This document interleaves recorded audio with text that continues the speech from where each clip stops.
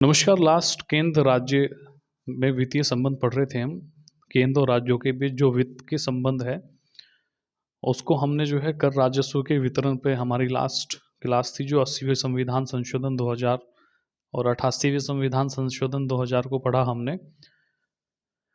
देखो, कर वितरण का जो अर्थ है या कर राजस्व का जो अर्थ है, इसका मतलब होता है कि केंद्र और राज्यों के बीच कर लगाना और उससे जो प्राप्त आय है उसका वितरण करना आपस में, इसमें कोई विवाद ना हो। इसके लिए संविधान में प्रावधान दिए गए हैं, या हमने जो है 80वां संविधान संशोधन भी पढ़ा, संविधान में शामिल किया गया जो, जिसमें सिफारिशें दी गई वर्तमान उस समय की स्थिति को देखते हुए 1995 से 2000 वर्ष तक 10वें वित्त आयोग ने अपनी सिफारिशें दी और उसमें कहा गया कि भी 29% भाग राज्यों को देना होगा, केंद्र सरकार को, जो केंद्र सरकार आय प्राप्त कर रही है। तो ये जो वितरण है कर राजस्व का, इसकी भी सिफारिशें वित्त आयोग ने 10वें वित्त आयोग ने की, फिर 14वें वित्त आयोग ने की, फिर 15वें वित्त आयोग ने की। अब वर्तमान में जो स्थिति चल रही है वो 15वें वित्त आयोग द्वारा जो सिफारिशें दी गई हैं उन्हें जो है राष्ट्रपति के द्वारा अप्लाई कर दिया गया और वर्तमान में वो 29 से 41% हो गया है। पहले 29 था, फिर 42 हुआ, फिर 1% घटकर 41 हो गया, 42 ना मानकर 41 कर दिया गया। तो वर्तमान में स्थिति है वो।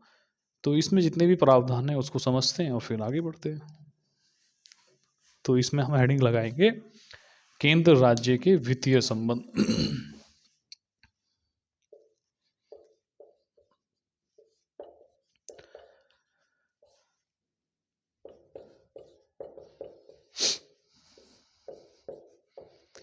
वित्तीय संबंध, केंद्र राज्य वित्तीय संबंध में हम कर राजस्व का वितरण,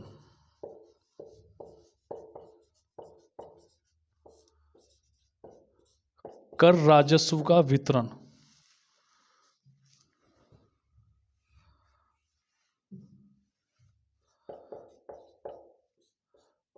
पढ़ रहे थे, क्योंकि कर राजस्व का वितरण 80वें संविधान संशोधन में हमने समझा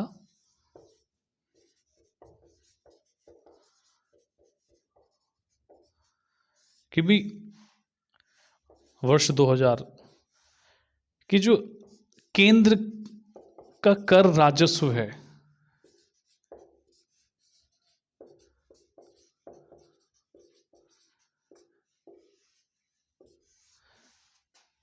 उसका कितने प्रतिशत, यानी 29% भाग राज्यों को जाएगा। तो यही तो कर राजस्व का वितरण है। ये जो 80वां संविधान संशोधन है, 80वें संविधान संशोधन ने जो विभाज्य पुल होता है, डिविजिबल पुल, ये एक ऐसी अवधारणा है जो ये तय करती है कि राज्य सरकार को केंद्र सरकार के राजस्व में से कितना प्रतिशत प्राप्त होगा।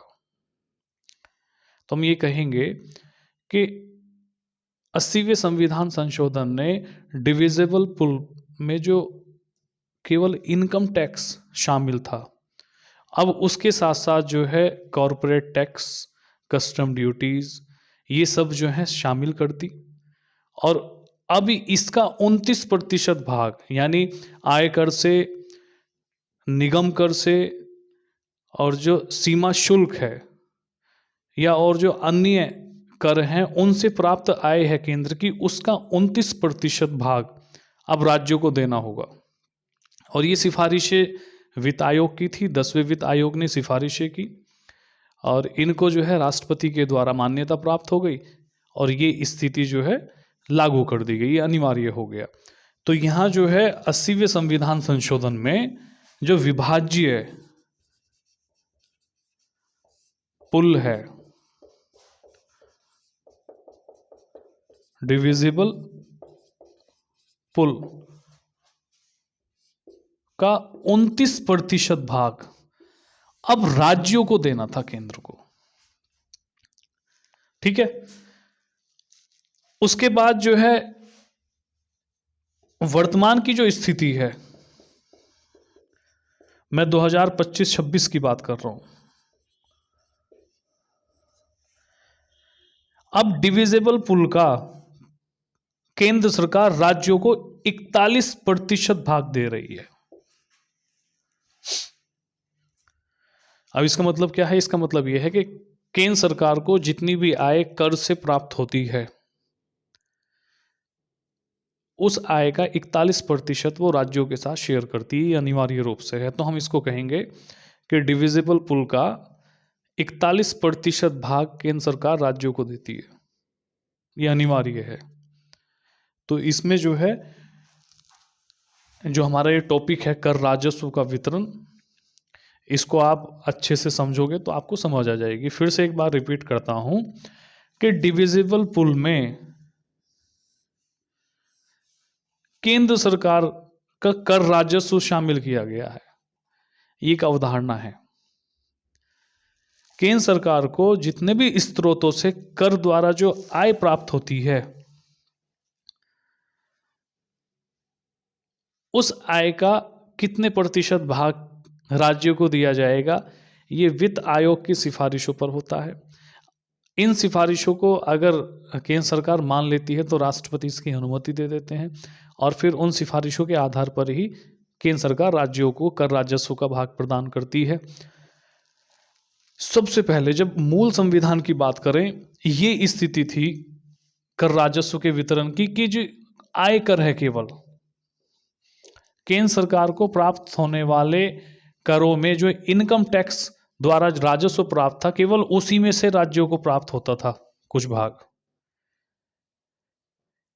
तो विवाद देखते हुए केंद्र राज्यों के बीच एक 10वें वित्त आयोग का गठन किया गया, और 10वें वित्त आयोग को 80वें संविधान संशोधन के द्वारा अनिवार्य रूप से लागू किया गया, जिसमें जो डिविजिबल पुल है, जो विभाज्य पुल है,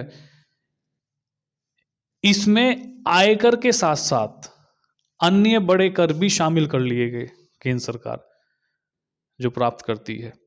अब इसमें केंद्र सरकार को जो पैसा आ रहा है, चाहे वो इनकम टैक्स से हो, चाहे वो कॉरपोरेट टैक्स से हो, चाहे वो कस्टम ड्यूटीज से हो, या अन्य किसी साधन से जो कर से राजस्व प्राप्त हो रहा है, उसका 29% राज्यों को देना होगा। ऐसी व्यवस्था 80वें संविधान संशोधन से कर दी गई। और इसके पीछे हाथ किसका था? हाथ नहीं बोलते, किताबी भाषा में सिफारिशें वित्त आयोग की थी, 10वें वित्त आयोग की। अब वर्तमान में हम देखें तो वर्तमान में 15वें वित्त आयोग की सिफारिशों के आधार पर अब केंद्र सरकार राज्यों को डिविजिबल पुल का 41% भाग देती है। इसका अर्थ यह हुआ कि केंद्र सरकार अपने कर राजस्व का 41% भाग राज्यों के साथ शेयर करती है। अगर 100 रुपए केंद्र सरकार के पास आ रहे हैं तो उसका 41 रुपए केंद्र को राज्यों को देने होंगे उसमें से। ठीक है, तो ये तो जो है कर राजस्व का वितरण हो गया। अब हम चलते हैं अपने अगले पॉइंट की तरफ। कर राजस्व के वितरण में ही अगला पॉइंट क्या है?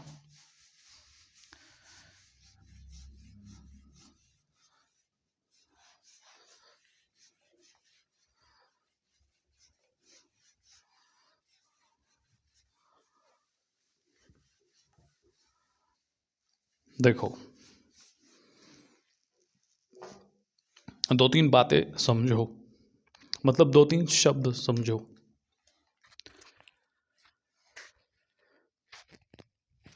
अब क्या है वो शब्द? सबसे पहला शब्द होगा उद्ग्रहित।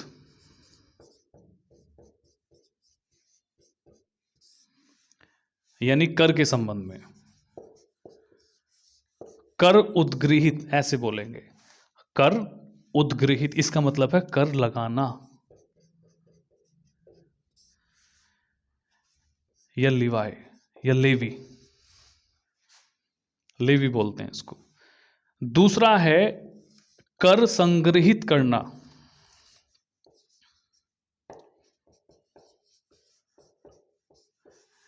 इसको बोलते हैं वसूलना, कर वसूलना। कलेक्ट। तीसरा शब्द क्या है? विनियोजित, कर विनियोजित, कर विनियोजित, एप्रोप्रिएट बोलते हैं इसको।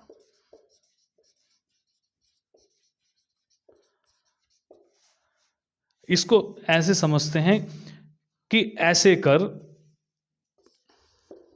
जो केंद्र द्वारा उद्गृहित हो, वह राज्यों द्वारा संग्रहित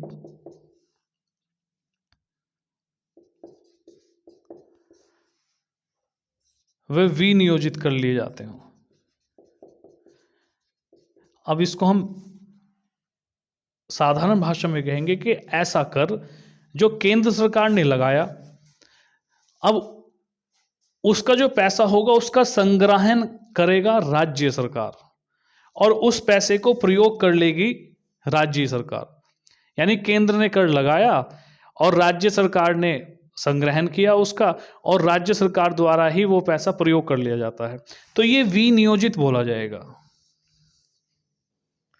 कुछ शब्द या कुछ प्रावधान संविधान में या इस वित्तीय संबंध में कठोर हैं, थोड़े हार्ड हैं।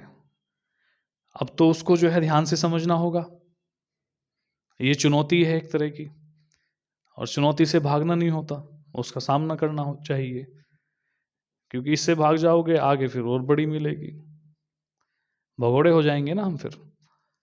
तो इसको जो है अच्छे से समझोगे समझ में आ जाएगा।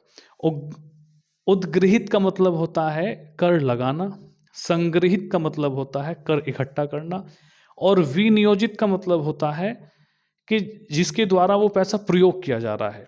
और एक इसमें असाइन होता है, एक और शब्द है इसमें असाइन।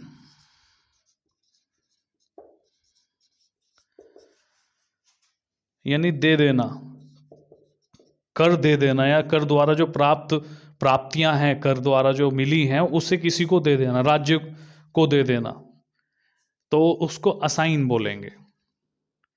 तो ये 2-3 बातें जो हैं बार बार आएंगी, परेशान करेंगी। तो पहले ही परेशानी का समाधान करने का प्रयास किया गया है। अब चलते हैं आगे। देखो,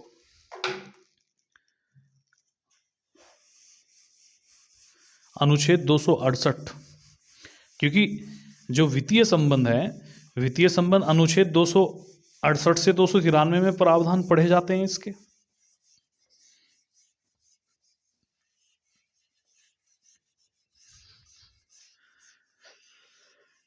तो समझो उसको।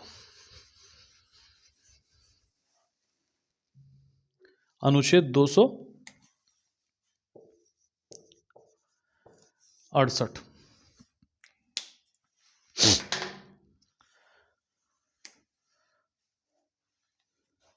यानी इसमें वो कर शामिल होंगे जो केंद्र सरकार द्वारा, केंद्र द्वारा उद्गृहित व राज्यों द्वारा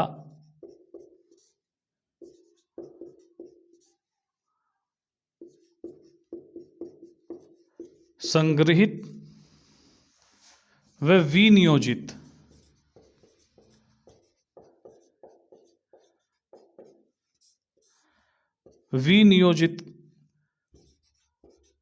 कर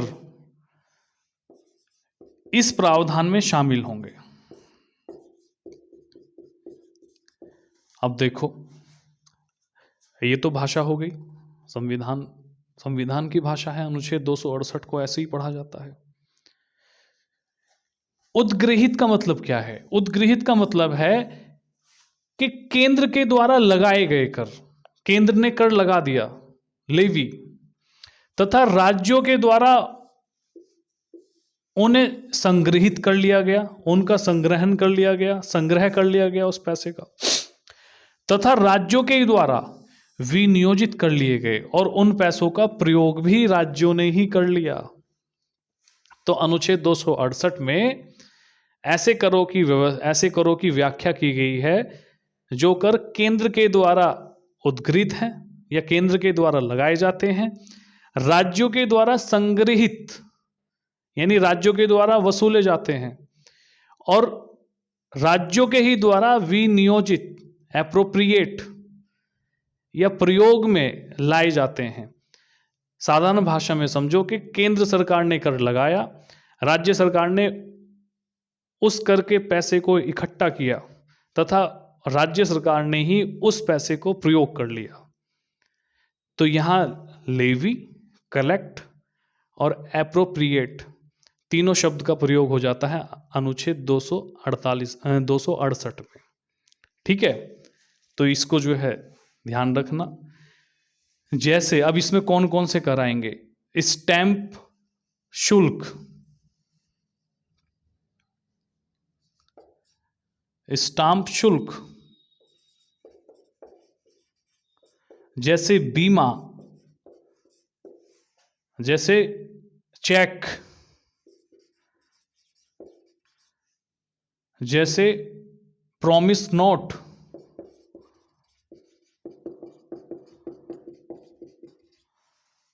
जैसे और क्या इसमें शामिल होगा?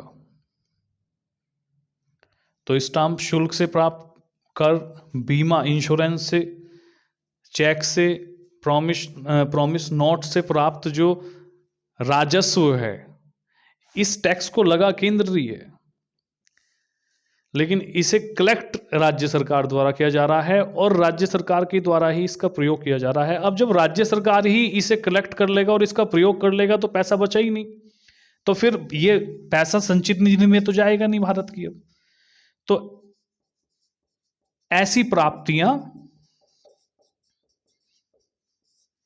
भारत की संचित निधि में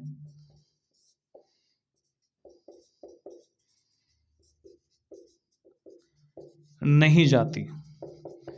जब है ही नहीं कुछ, जो पैसा आया वो जो है केंद्र सरकार तक पहुंचा ही नहीं, तो जब केंद्र सरकार तक प्राप्तियां पहुंचेंगी नहीं तो संचित निधि में क्या जाएगा? समेकित निधि में कुछ नहीं जाएगा। तो ये जो है प्रावधान थोड़ा हार्ड है, मतलब कठिन है थोड़ा सा, तो इसको जो है अच्छे से बार बार समझोगे, अच्छे से पढ़ोगे, मनन करोगे, चिंतन करोगे तो ये याद हो जाएगा। ठीक है, नेक्स्ट अनुच्छेद 269, क्योंकि इसमें एक अनुच्छेद कुछ प्रावधान जो जुड़े थे वो 101वें संविधान संशोधन के द्वारा कट गए, तो जो वर्तमान में है उसको पढ़ेंगे।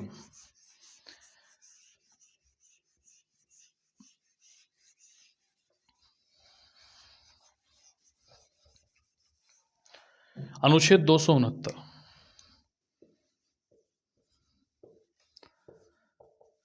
ऐसे कर जो केंद्र के द्वारा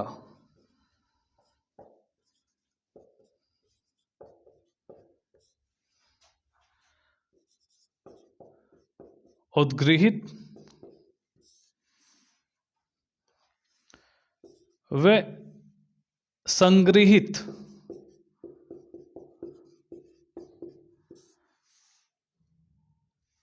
किए जाते हों,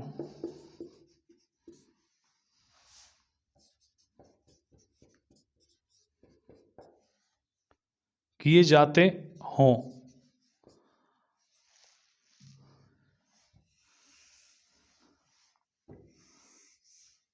लेकिन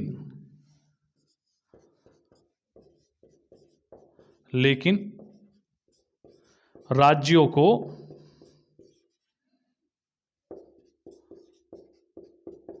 सौंप दिए जाते हैं।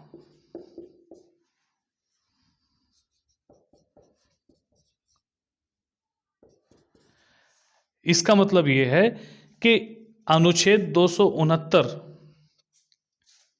ऐसे करों की बात कर रहा है जिसमें केंद्र सरकार तो उद्गृहित कर रही है, यानी केंद्र सरकार तो लगा रही है इस कर को, लगाना, और केंद्र सरकार ही इसको वसूल रही है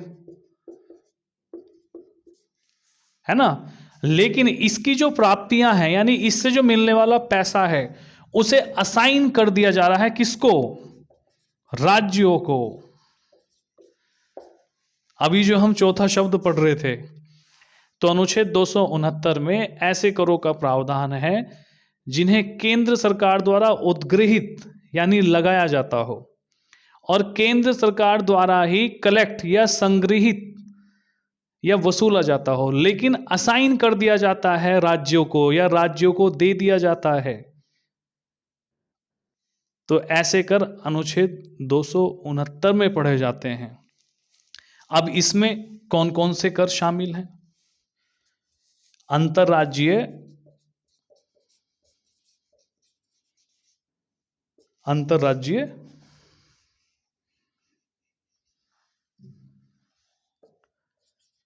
व्यापार या वाणिज्य, वाणिज्य में क्रय विक्रय पर लगाए गए कर।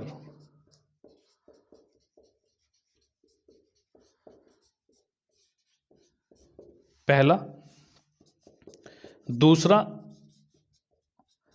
अंतर्राज्यीय व्यापार या वाणिज्य में माल के प्रेषण पर लगाया गया कर। लगाया गया कर मतलब टैक्स, ये कर है रे, लगाया गया कर। तो यहां जो है इंटर स्टेट ट्रेड की बात की जा रही है। अनुच्छेद 269 में दो उदाहरण पढ़े जाते हैं कि जब अंतर्राज्यीय वाणिज्य और व्यापार में क्रय विक्रय पर टैक्स जो लगेगा, केंद्र सरकार लगाएगी, केंद्र सरकार ही वसूलेगी, लेकिन उन्हीं राज्यों को दे देगी जहां ये लगाए गए हैं। दूसरा, जो माल का कंसाइनमेंट हो रहा है, मतलब जो है प्रेषण को बोलेंगे, कंसाइनमेंट को बोलेंगे क्या, यानी माल की खेप पर टैक्स लगना। ट्रक में माल भरकर आ रहा है, उस पर जो टैक्स लग रहा है, ऐसे समझो। तो वो जो टैक्स लगा है, वो लगाया भी केंद्र ने है, प्राप्त भी केंद्र ने किया, लेकिन जाएगा वो राज्यों के पास। ठीक है। अब इसमें नेक्स्ट अनुच्छेद 269 में ही एक दो बात और लिख लो।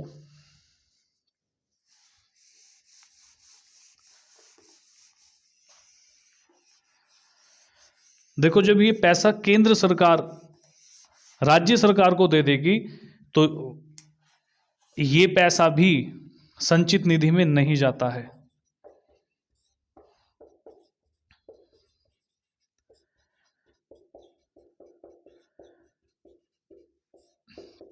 प्राप्तियां नहीं जाती, क्योंकि किसको दे दिया गया? राज्यों को दे दिया गया। अब जब ये संचित निधि में नहीं जाएंगी और राज्यों को जाएगी, तो किस तरह से जाएगी? संसद द्वारा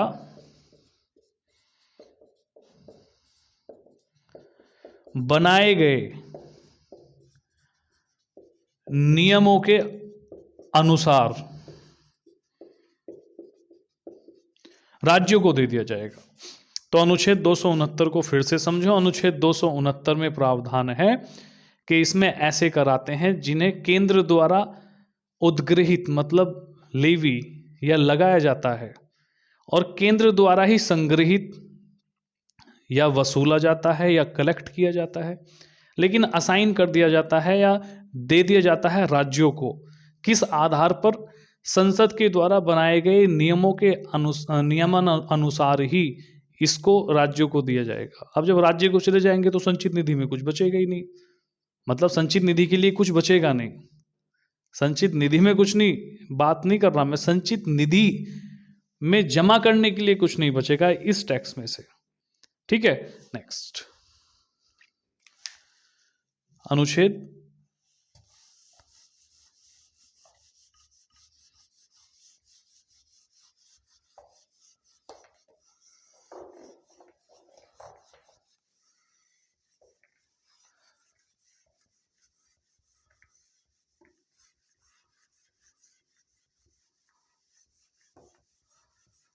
269 ए,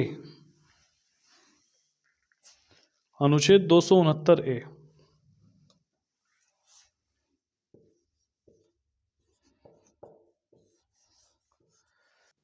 में प्रावधान है आईजीएसटी का। IGST integrated goods and service tax का प्रावधान है इसमें। ये जो टैक्स लगेगा ये केंद्र सरकार के द्वारा ही उद्गृहित होगा और केंद्र के द्वारा ही संग्रहित होगा, लेकिन राज्यों और केंद्र के मध्य ये विभाजित हो जाएगा जो भी इसकी प्राप्तियां होंगी, और ये विभाजित जो होगा जीएसटी परिषद की सिफारिशों पर इसका विभाजन संसद करेगी। ये जो कर होता है ये अंतर्राज्यीय व्यापार में सेवा और वस्तुओं पर लगने वाला कर है। प्राप्ति केंद्र सरकार कर रही है और कलेक्ट भी केंद्र सरकार कर रही है, मतलब लगा भी केंद्र सरकार रही है और वसूल भी केंद्र सरकार रही है, लेकिन राज्यों और केंद्र के बीच में विभक्त हो गए।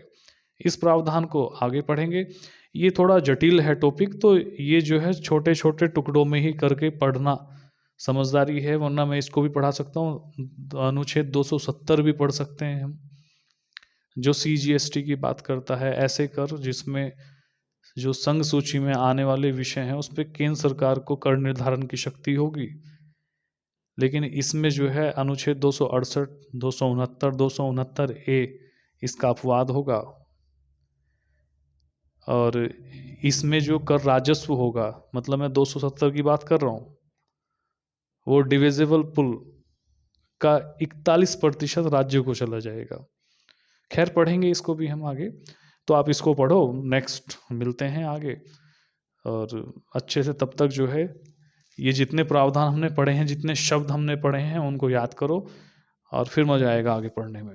ठीक है, नमस्कार।